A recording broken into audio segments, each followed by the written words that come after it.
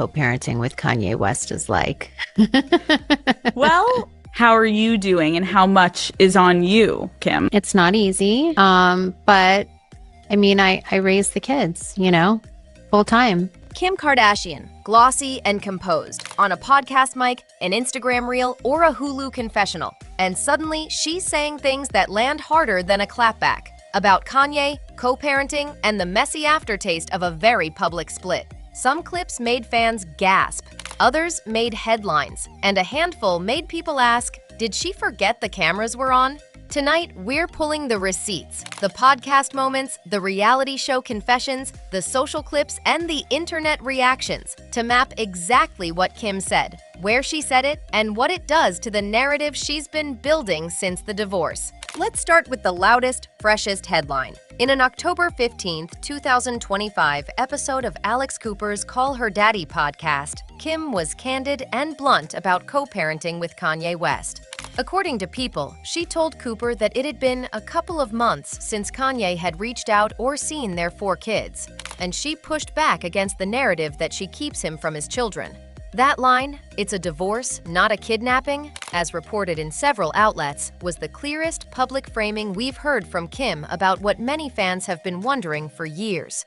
Who's responsible for the shrinkage in contact? If you replay that clip, there's a certain defiant weariness in her voice. Vulture's piece framed it as one of the episode's more pointed moments, Kim saying she pushes for a healthy relationship with their kids, but that it goes in waves. Online reactions were immediate. Page 6 and E! News parsed the quotes into headlines about Kim calling out Ye for being distant, while fans on Reddit and TikTok split between sympathy and "should have seen this coming" hot takes. The important sourcing detail: multiple outlets reported the Call Her Daddy lines the same day, so the quotes are attributable to a concrete public interview, not private DMs. A second connected node: Kim's Hulu show, The Kardashians. In the Season 7 premiere teasers and clips, she opened up about a health scare and tied the stress to her marriage and post-marriage life. People, Vulture, and Decider covered her revealing a brain aneurysm diagnosis in preview footage, and, strikingly, Kim described feeling like she had a bit of Stockholm Syndrome during parts of her marriage. That line has circulated as a pivot point. It's not just gossip anymore. It's an emotional framing she's offered on camera about how the relationship affected her mental and physical health. These are not throwaway comments. They are narrative beats that reshape how fans and media interpret her past defenses and her present tone toward Kanye. So, a public podcast where she calls out inconsistent parenting contact, and a reality series confessional in which she uses the language of trauma. That's the backbone. Around those pieces, tabloid headlines and clips have amplified every awkward pause and every "did she mean that?" moment. Page 6 and the New York Post ran their versions of the story, framing it in more sensational headlines. That's expected. Tabloids sell heat. But the underlying sourced quotes come from reputable coverage like People and Vulture. So the base reporting is sound. Now let's address the "didn't know she was live" angle, because fans kept using that line as a shorthand for "oops, candid Kim." There isn't a clear, single viral moment where a verified clip shows Kim explicitly saying, "I didn't realize I was live," and then trashing Ye. Instead, what we see is a pattern. Intimate-sounding moments, Hulu confessionals, candid podcast rambling, sometimes brief, informal IG takes that read as unfiltered and therefore feel live or accidental to viewers. YouTube compilations and listicles collect moments where she might seem caught off guard, and Reddit threads debate whether she's being strategic or sloppy. The takeaway? Fans say she didn't know she was live more as a meme than as a verified technical fact. It's the internet's shorthand for "she's being raw," not a forensic claim about an actual streaming bug. Let's slow down and catalog the content types and the tone choices that make these moments land. There are 3 formats where Kim's candid lines have resonated: long-form podcast confessions, reality show therapy-style confessions, and social media clips and interviews. Each format carries different expectations. On a podcast, you explicitly sign up for nuance and deep dives. On a reality show, confessions are framed and edited for impact. On Instagram, the line between staged and genuine is blurrier. Where she criticizes Kanye or describes feeling emotionally trapped, the format matters to how credible and raw the comment feels. Context is everything. Kim's statements about Kanye aren't in a vacuum. Ye's public behavior, the divorce papers, Twitter/X tirades, and legal spats have all fed a long public saga.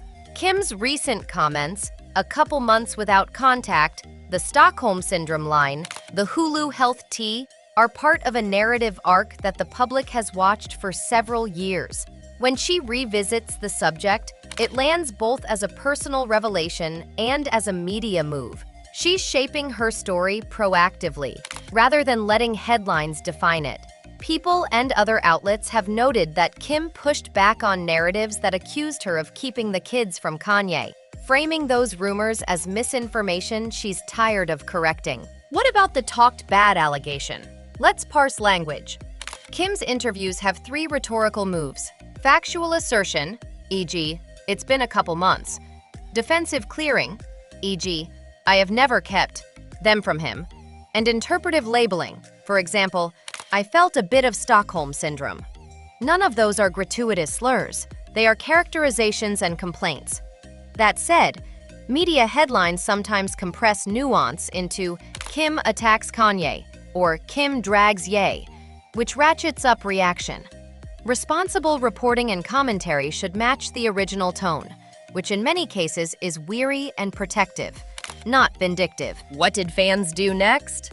The response ecosystem is predictably loud.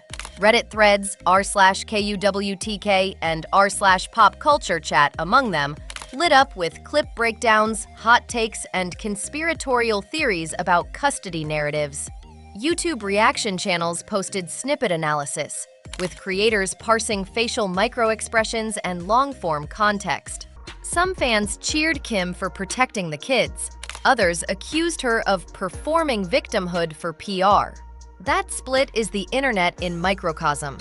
Every sincere confession is also a piece of content to be monetized and weaponized. Now let's zoom out into PR strategy. There are two possible reads for these candid revelations. 1. Kim is using long-form platforms to reclaim her narrative. Podcasts and reality confessions are controlled environments that let her say complex things in more detail than a 280-character tweet. 2. Repeated public airing of private grievances risks normalizing personal details as brand currency, and that has consequences for co-parenting optics and for brand partners who want distance from messy drama. In short, confession can be catharsis, or it can be repetitive content. Both reads are plausible, and both are visible in the aftermath. A key interpretive claim to land on here: these "didn't know she was live" memes and the actual candid moments together reveal the modern celebrity's paradox. You must be authentic enough to keep audiences, but too much authenticity, aired publicly and repeatedly, becomes a headline cycle that eats itself. Kim's strategic use of platforms shows she knows how to manufacture attention, but the trauma language complicates her persona in ways that are raw and risky. That duality is why some fans feel protective and others cynical. Let's talk about accountability and proportionality. When Kim says there's been a lapse of contact between Kanye and the kids, that's a parenting claim with emotional weight.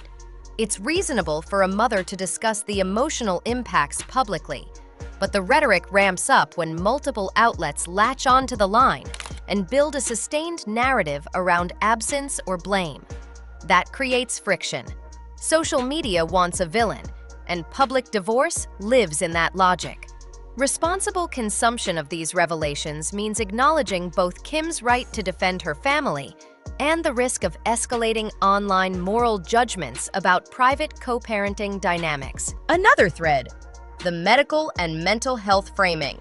Kim's disclosure of a brain aneurysm and resurfacing psoriasis tied to stress pushes her disclosures into health territory. That's sensitive. Health topics amplify empathy, but also invite skepticism from cynics who worry about publicity framing. Coverage from outlets like Decider and Vulture focused on the vulnerability, while tabloids spun it into clickbait. Again, the platform shapes the reaction. We should also flag past patterns for context. Kim has long navigated public statements about Kanye, from early interview comments to more recent social media pushes. Remember, in 2022, people reported on her reaction to Instagram suspensions and other public incidents involving Kanye. Those historical touchpoints matter because they show evolution, from private spouse to public narrator of a fraught marriage. The current cadence of revelations suggests a deliberate arc, not random slips. What are the plausible next moves? 1. Kim could double down on long form, using podcasts and Hulu to continue reshaping the narrative. 2. She could pivot to quiet legal containment and private co-parenting solutions. 3. She could sit for a monetized, deep-dive interview that packages pain as product. Not ideal for healing, but predictable in media cycles. Each of these choices has trade-offs for public reception and for family privacy. Before we sign off, a grounding, ethical line. Public revelations about family strain are real and often painful. That doesn't absolve scrutiny, but it should temper us. Consider the children, the mental health stakes, and the fact that public narratives ripple outward. Fans and commentators should weigh empathy alongside critique. Let's lay out a timeline of the past year to make the pattern clearer. In early 2025 gossip cycles, Kanye's public outbursts and legal fights made headlines almost weekly, and Kim maintained a quieter public presence focused on business and family. Through spring, sporadic social media exchanges and paparazzi sighting narratives kept the couple in the headlines. By summer, reports about custody logistics and scheduling notices appeared in trade outlets. In the fall, the Call Her Daddy episode aired, and the Hulu teasers dropped, and the result was a cluster of stories that fed on one another. An interview amplified a show clip, which then became meme material, and the feedback loop accelerated. Let's unpack the legal and custody optics because they're central to how these comments translate to public judgments. Family law experts quoted in mainstream outlets often point out that co-parenting schedules can be complex, involve court orders or informal arrangements, and are not always neatly reported by tabloids.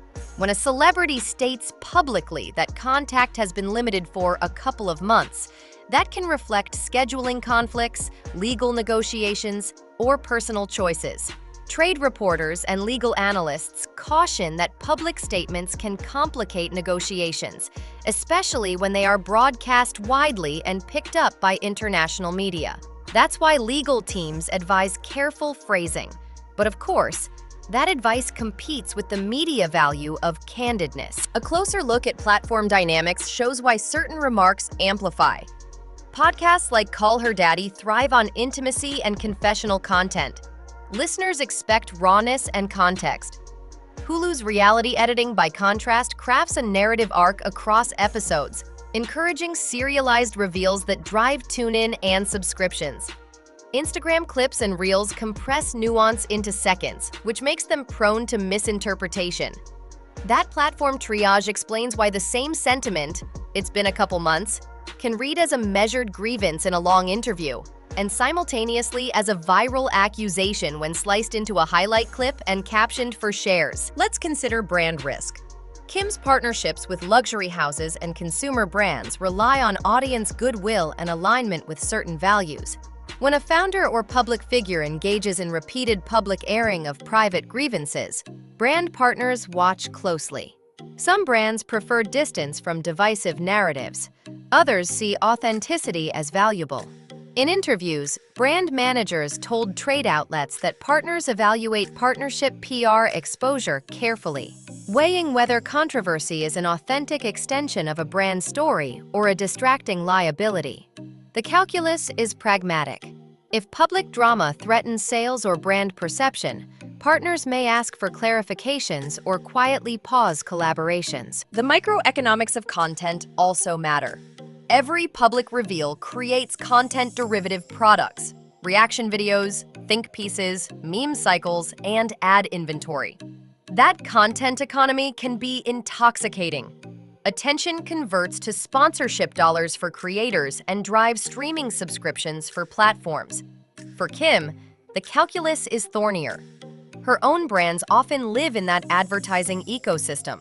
When she speaks, she fuels not only her narrative but also an ecosystem that monetizes her pain.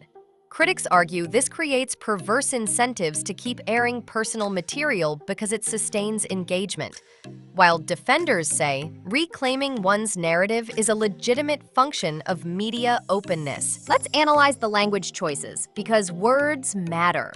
Phrases like "I felt a bit of Stockholm Syndrome" are heavy with psychological connotation and invite scrutiny from mental health professionals and advocates.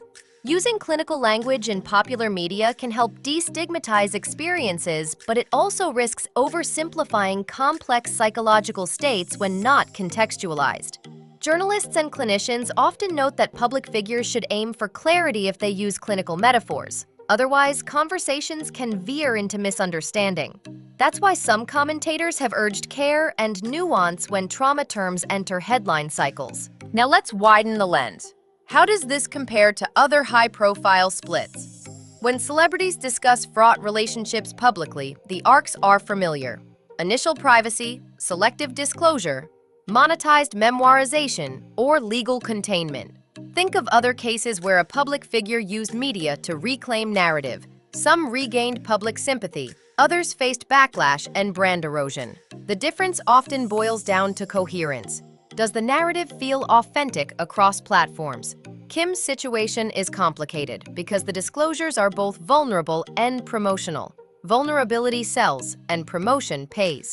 And that tangled incentive structure shapes outcomes. Next, consider the children's exposure risk. Children of public figures seldom have agency in media narratives, yet they experience the consequences. Media ethicists argue for minimizing direct exposure and protecting minors from ongoing public debate. When parents discuss custody and contact publicly, it inevitably affects children's social context. Many public commentators emphasize a duty of care, frame issues in protective language, avoid naming intimate details, and coordinate with co-parents about public statements. The aim should be to protect minors from becoming props in an adult narrative. Now let's forecast potential short and medium-term scenarios for Kim's public strategy. Short-term, expect a controlled rhythm, a measured series of interviews or a limited statement clarifying intent, followed by a quiet period focused on business and family. Medium-term, if speculation persists, a deeper, monetized interview might emerge, an event designed to settle narratives and generate revenue. Alternatively, private legal resolutions could reduce public friction, enabling a pivot back to brand building and business-focused PR. Each scenario has trade-offs in terms of optics, control, and emotional cost. Finally, a practical media literacy takeaway. Audiences can consume these moments more critically by checking original sources, noting the platform context, and separating headlines from full quotes. When a clip circulates as a meme, seek the full interview. When tabloids plaster sensational language, they cross-reference trade outlets for nuance. Media literacy reduces the chance of misreading a spouse's long-term narrative as a single vindictive moment. In a world where snippetized content rules, taking an extra minute to read the whole quote or the full episode is a small but meaningful civic act. Let's examine the stakeholder calculus in more granular detail. For Kim, stakeholders include family, brand partners, shareholders, when Cody or other partners are involved, legal counsel, and fans. Each group reads the public statements differently. Family prioritizes privacy and conflict resolution. Brands watch for reputational spillover and consumer sentiment. Investors demand predictability and return. Legal teams seek to minimize actionable statements that can complicate negotiations. And fans parse the narrative for alignment with their emotional investments. Balancing those expectations in public appearances is a high-wire act with real consequences. In short, Kim's public candor is a double-edged sword. It can humanize her, but also spins endless cycles of analysis. The wiser play is measured honesty paired with private action that lets her narrative settle instead of roiling the feeds. Overall, Kim's recent moments, the call her daddy frankness, the Hulu confessional, and the social clips fans call caught on live, aren't just entertainment fodder. They're narrative moves in a long, complicated story about marriage, mental health, and co-parenting under a microscope. Are we witnessing a woman reclaiming her truth, or a media machine turning private pain into public content? Probably a bit of both.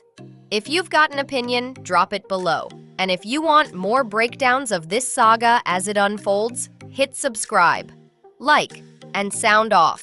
Do you think Kim is being authentic, strategic, or both? Let me know.